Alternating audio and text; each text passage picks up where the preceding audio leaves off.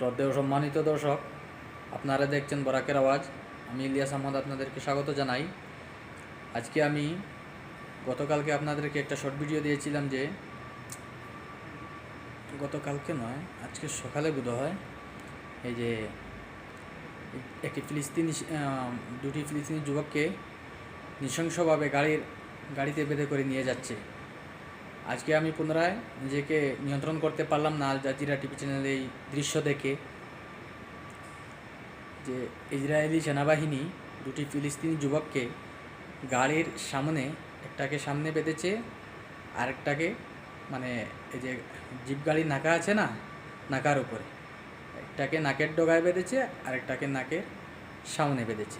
একটা নৃশংস দৃশ্য দেখে আমি নিজেকে নিয়ন্ত্রণ করতে না পেরে পুনরায় আমি ভিডিওতে এসেছি, ভিডিও বার্তা দিতে।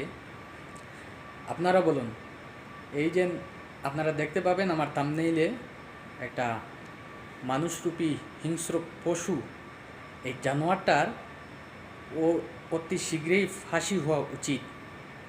আচ্ছা, যুদ্ধবিরতিকে উপেক্ষা করে সে কোনো হামলা অব্যাহত রেখেছে রাফা ক্রসিংয়ে, অবরুদ্ধ গাজার রাফা শহরে। আচ্ছা, আপনারা বলুন, এটা কি যুদ্ধের নীতিতে পড়ে?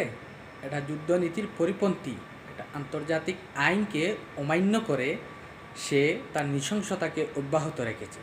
যদিও সে অপরাধী হয়েও থাকে, একটা সাধারণ মানুষ দুটাকে তারা বেঁধে নিয়ে যাচ্ছে, ও তো আর কিসের অপরাধী? আর যদিও সে অপরাধী হয়ে থাকে, এইভাবে গাড়িতে বেঁধে করে নিয়ে যাওয়ার কোনো আইন নেই, কোনো দেশেও নেই, আর আন্তর্জাতিক আইনেও এটা নেই। এটা মানে যুদ্ধের পরিপন্থী, এটা যুদ্ধ নিয়ম লঙ্ঘন। সেজন্য এই জানোয়ারটার ফাঁসি চাই। সবাই এই আওয়াজ তুলুন। আর যদি আপনারা এই আওয়াজ তুলতে মানে ভয় পান, তাহলে তো নিজেরা বিতু হিসেবে নিজেকে স্বীকৃতি দিবেন। আর যদি এই অন্যায় অত্যাচারের বিরোধিতা না করেন, মনে রাখবেন এরও একদিন জবাব দিতে হবে। তোমার যতটুকু সামর্থ্য আছে ততটুকু সামর্থ্য দিয়ে অন্যায়ের প্রতিবাদ করা আমাদের ফরজ, বিশেষ করে মুসলমানদের ফরজ এই কাজটা।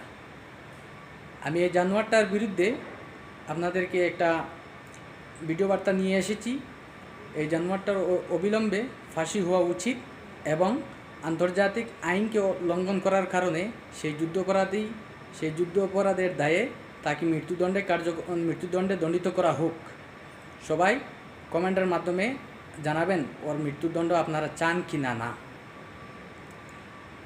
তারপর আজকে এই যে দক্ষিণ আফ্রিকা আন্তর্জাতিক আদালতে যে যুদ্ধ অপরাধের মামলা দায়ের করেছিল এই জানোয়ারটার বিরুদ্ধে, সেই মামলা রায় হওয়ার পর যে যুদ্ধবিরতি বিল প্রস্তাব পাশ হলো, সেই প্রস্তাবকে অগ্রাহ্য করে সে এখনও হামলা অব্যাহত রেখেছে ফিলিস্তিনের গাজা উপত্যকায়, বিশেষ করে রাফা ক্রসিংয়ে।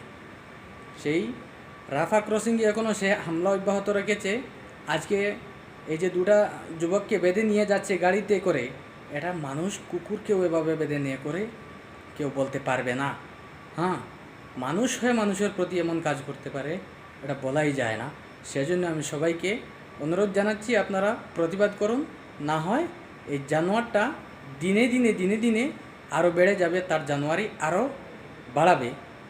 আর এই পশু সারা মধ্যপ্রাচ্যের একটা সবচেয়ে সারা মধ্যপ্রাচ্য নয়, এটা বিশ্বের একটা কুখ্যাত সন্ত্রাসী নেতানিয়াহু। তার মৃত্যু চাই, তার মৃত্যুদণ্ড কার্যকর করা হোক, ফাঁসির নির্দেশ দেওয়া হোক। ধন্যবাদ।